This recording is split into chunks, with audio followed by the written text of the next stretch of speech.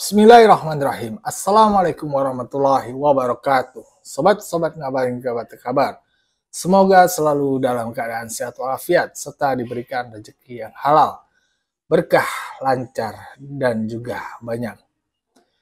Gede Pasek Suardika, mantan politisi Partai Demokrat. Tentu kita kenal ya beliau ini. Sekarang ini beliau itu sebagai Ketua Umum Partai Kebangkitan Nusantara. Pak Gede Pasek ini ikut berkomentar di masalah ijazah Pak Jokowi yang dituduh palsu oleh segerombolan orang yang nggak tahu di mana akal sehatnya. Ya, gitu nggak tahu ya. Kenapa gue bilang ya, akal sehatnya nggak pas lah.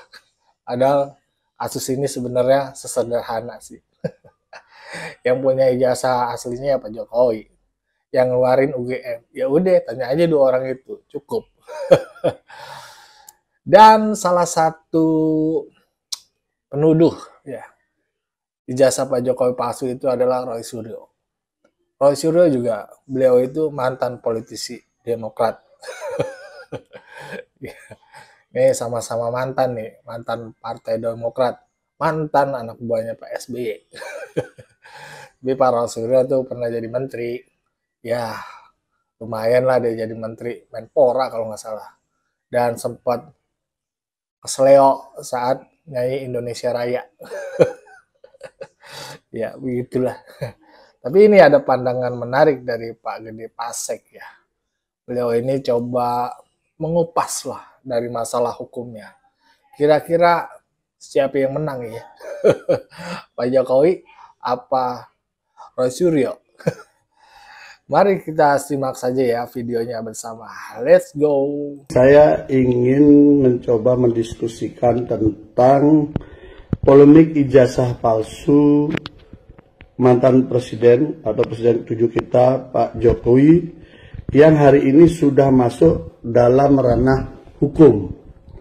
Jadi saya akan mencoba berbicara dari sudut ranah hukum. Jadi seperti yang kita ketahui bersama, polemik soal ijazah palsu Pak Jokowi ini hari ini itu sudah berjalan dalam dinamika yang sangat dinamis, di mana ada satu kasus gugatan perdata di PN Surakarta yang mempertanyakan soal ijazah SMA Pak Jokowi, dan kemudian ada juga Pak Jokowi melaporkan di Polda Metro Jaya terhadap 4 atau 5 orang yang saya kira bisa bertambah juga nanti, karena narasi-narasi di medsos kan bisa di-capture, bisa dijadikan alat bukti, dan di mana Pak Jokowi kemudian melaporkan mereka itu dengan pasal kalau nggak salah ya 310, 311 KUHP, dan juga ada pasal 27, 32 dan 35 Undang-Undang ITE.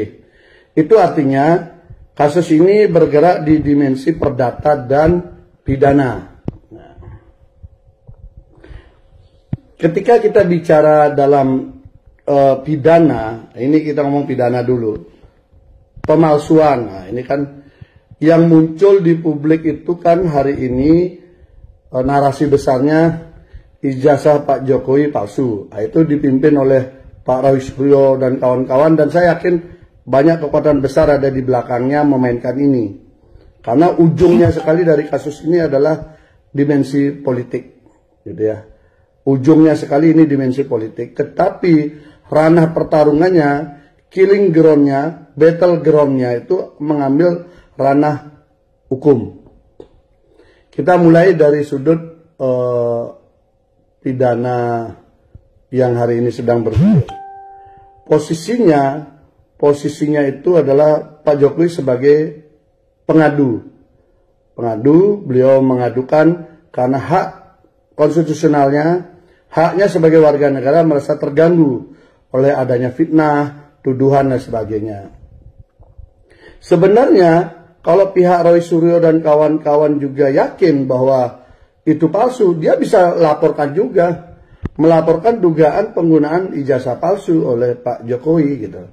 Tampaknya ini kita lihat saja kemana perkembangannya. Tetapi saya seperti ide awal, saya akan bicara dari perspektif hukum dulu. Dalam pidana, khususnya soal pemalsuan, itu ketika kita mau menunjukkan sesuatu bahwa itu palsu, maka kita harus bisa membuktikan ada yang asli. Artinya apa? Barang palsu itu hanya baru ada ketika ada bukti bahwa ada yang asli. Pertanyaannya adalah, kalau kita bicara dari sudut ijazah, siapa yang paling punya otoritas untuk mengatakan itu asli atau tidak?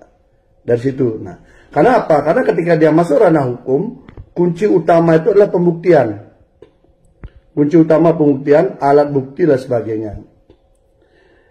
Roy Suryo dan kawan-kawan yang sepanjang yang saya perhatikan dari narasi yang dibangun, dia mengambil data berdasarkan apa yang dia dapat dari data orang yang belum tervalidasi.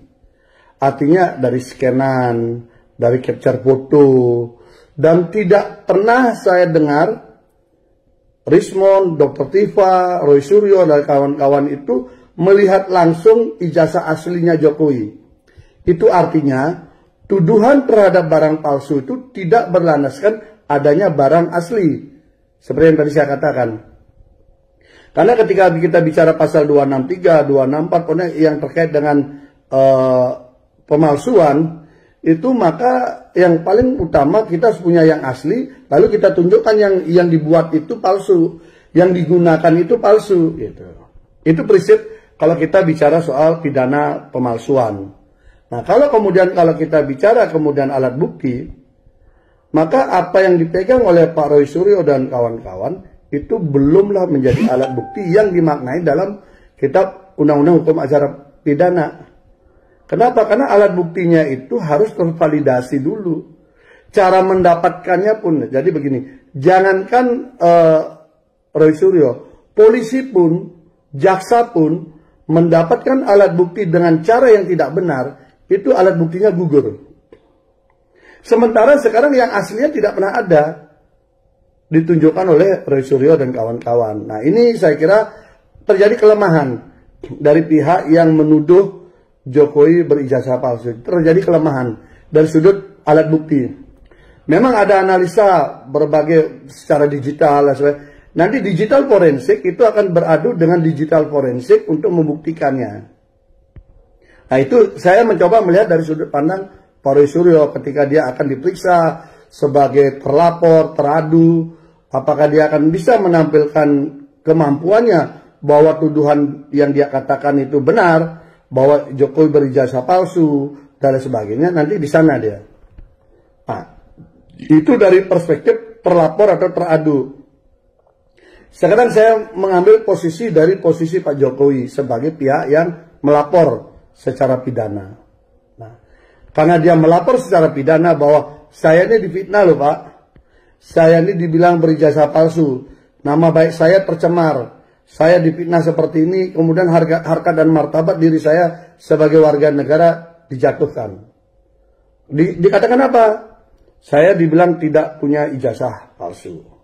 Maka dalam posisi itu Pak Jokowi dia membuktikan dirinya ketika dia melapor, dia akan tunjukkan, saya punya alat bukti surat, apa itu? Ijazah. Mungkin dokumen-dokumen lain yang sifatnya seperti skripsi, seperti KRS, seperti apapun yang berbentuk surat yang bisa membuktikan bahwa Jokowi memang kuliah di UGM. Itu bukti surat. Aslinya ada, tinggal dikasih fotokopinya yang kemudian dilegalisir. Maka dia sudah punya satu alat bukti. Yang kedua, Pak Jokowi akan bilang, ini teman-teman kuliah saya. Nah, akan ketemu beberapa orang yang pernah kuliah dengan Pak Jokowi. Si A, si B, si C, si D. Ini menjadi alat bukti saksi. Jadi menurut 184 KUHP, maka ini menjadi alat bukti saksi. Dan itu bisa pasti lebih daripada 2, karena teman kuliahnya kan tidak hanya 1, pasti banyak. Nah, bukti surat dia punya, saksi dia punya, yang langsung berteman dengan kuliah atau berteman pada saat wisuda dan sebagainya. Dan kemudian ada bukti yang lain. Ketika sebuah surat dipermasalahkan, maka otoritas yang tertinggi mengatakan surat itu sah atau tidak adalah yang menerbitkan. Itu. Jadi siapa yang menerbitkan surat itulah tempat untuk mengklarifikasi, mengkonfirmasi, memvalidasi apakah itu sah atau tidak. Dalam hal ini karena dituduh ijazah palsunya dari UGM, maka UGM. Nah, UGM ini kemudian sudah membuat pernyataan resmi dan itu menjadi alat bukti lagi. Jadi sebenarnya Jokowi sudah dengan gampang akan mengalahkan Roy Suryo CS. Karena Roy Suryo CS ini hanya dia bernarasi ibarat panci kosong dipukul-pukul, suaranya nyaring tapi di dalamnya kosong. Secara hukum, saya ngomong secara hukum dulu ya. Jadi laporan Pak Jokowi saya yakini ini akan berjalan dengan mulus. Karena alat buktinya sudah sangat valid. Ada bukti surat, dia akan tunjukkan ijazahnya. Ada bukti mungkin dia akan KRS, KHS, atau apapun yang bersifat surat. Belum lagi nanti bukti elektronik, mungkin ada foto juga. Ada macam-macam juga yang kemudian bisa dibuktikan. Tambah saksi, teman-temannya kuliah. Atau siapa lagi yang lain, tambah UGM yang mengeluarkan surat. Maka dalam posisi itu, saya yakin hari ini Pak Roy Suryo tidurnya tidak nyaman. Pak Rismon juga tidak nyaman, Dr. Tifa juga tidak nyaman. Karena tuduhannya nggak main-main. Sementara di pihak Roy Suryo CS, dia tidak memegang alat bukti langsung. Lalu dia mencoba mencomot, ada si A yang nge-share, ada si B yang cerita begini, si C yang... Nah, A, B, dan C ini bukanlah orang yang bisa memvalidasi keaslian ijazah Jokowi. Nah, dalam posisi itu, maka Roy Suryo hanya menggunakan alat bukti saksi yang sifatnya testimonium de auditu. Saksi testimonium de auditu adalah saksi yang tidak melihat langsung, tidak mengalami langsung. Karena dia tidak mengalami langsung, tidak melihat langsung, dan tidak terlibat langsung, maka dia tidak bisa dianggap sebagai saksi. Karena dia mendengar dari orang yang tidak melihat langsung juga. Sehingga dengan begitu, saya yakin alat bukti yang dihadirkan oleh Roy Suryo dan kawan-kawan itu tidaklah alat bukti yang tervalidasi menurut 184 KUHP. Karena itu saya yakin dalam polemik ini, Jokowi akan menang besar. Dan lawan politiknya kembali terkapar. Karena Jokowi pintar dia. Dia tidak mau memanfaatkan ketika jadi presiden. Tapi dia mencoba maju melawan ketika dia sudah menjadi warga negara biasa. Sehingga negara harus menerima laporan semua warga negara yang merasa dirugikan hak-hak hukumnya. Nah, dalam posisi ini sebenarnya kalau dipadankan saja alat buktinya, itu sudah sangat jauh, di mana posisi daripada alat bukti Jokowi sangat valid, sementara alat bukti yang dimiliki oleh Roy Suryo dan kawan-kawan sangat tidak tervalidasi, karena dia dapat dari scanan, dia dapat dari fotokopian yang sangat rawan termanipulasi, sangat rawan bisa jadi kemudian yang dia sebutkan palsu ternyata itu asli dan sebagainya. Karena dia tidak pernah melihat yang asli. Dalam hukum ada yang namanya actori incumbit probatio, actori onus probandi. Ini adalah istilah hukum actori incumbit probatio, actori onus probandi. Artinya siapa yang mendalilkan maka dia yang harus membuktikan. Ketika Roy Suryo mengatakan bahwa itu palsu, maka dia harus membuktikan bahwa itu palsu. Dia yang membuktikan, bukan Pak Jokowi. Tapi karena Pak Jokowi melaporkan, jadi Pak Jokowi melaporkan bahwa Roy Suryo dan kawan-kawan itu memfitnah, mencemarkan nama baik dia menggunakan ITE untuk mencemarkan, memfitnah Pak Jokowi, maka Pak Jokowi membuktikan alat buktinya itu adalah menggunakan actori incumbit probatio, actori onus probandi sebagai pengadu dalam kasus fitnah. Tetapi dalam kasus pemalsuan, maka itu urusannya Roy Suryo harus membuktikan. Nah ini ya, bisa dipisahkan ya, karena pasalnya berbeda. Kalau pasalnya Roy Suryo menuduh Jokowi adalah pemalsuan, maka itu harus dibuktikan oleh Roy Suryo bahwa itu palsu. Nah, ketika Pak Jokowi melaporkan Roy Suryo dan kawan-kawan melakukan fitnah, maka Pak Jokowi yang harus membuktikan bahwa itu fitnah. Maka untuk mengatakan itu fitnah, itu akan terlihat dengan cara apa? Apa yang dituduhkan Roy Suryo bahwa itu palsu, cukup Pak Jokowi buktikan di penyidik, ini yang asli, ini buktinya, ini keterangan resmi UGM, ini saksi-saksi saya. Saya yakin Pak Jokowi akan dengan mudah mendapatkan saksi dari teman-temannya kuliah. Sehingga dengan demikian komplit sudah, dan siap-siap Pak Roy Suryo maupun 300 pengacara pun tidak akan mampu mengubah unsur-unsur hukum yang didalilkan. Itu ya, sehingga saya kira dalam posisi ini berhati-hatilah kita melakukan apa ya, jangan terlalu emosional untuk mendorong sesuatu yang kita tidak pegang datanya secara valid. Gitu ya. Jadi posisi ini saya kira, saya dari dulu ingin mengomentari secara hukumnya biar kita sama-sama paham bahwa satu kasus itu ijazah palsu yang menuduh Roy Suryo CS, maka Roy Suryo lah yang harus membuktikan sesuai dengan asas yang tadi saya sampaikan, actori incumbit probatio, actori onus probandi. Jadi siapa yang mendalilkan, dia yang harus membuktikan. Nah, kemudian kalau terkait dengan fitnah, maka Pak Jokowi yang harus membuktikan. Apakah Roy Suryo itu fitnah? Buktikan aja. Nah, dalam posisi inilah kemudian kita akan tahu persis pertarungan ke depan. Pak Jokowi sangat cerdik menunggu orang-orang itu masuk ke dalam killing ground.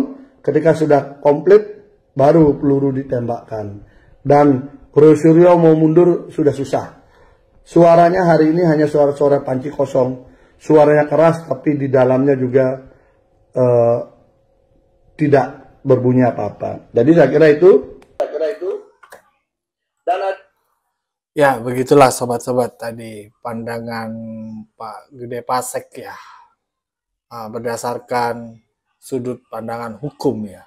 Beliau mendetailkan tuh satu persatu, jelas betul. Pak Suryo, Pak Rismon, Bu Tipa agak bisa tidur nyenyak. Ya habis gimana? Orang aneh juga, dia nggak punya asli. Dia nggak megang yang asli, tapi bilang yang lain palsu. Aduh, ya itulah ya. Nah, menurut gue ini mencerdaskan kita ya, bagaimana kita memandang ya.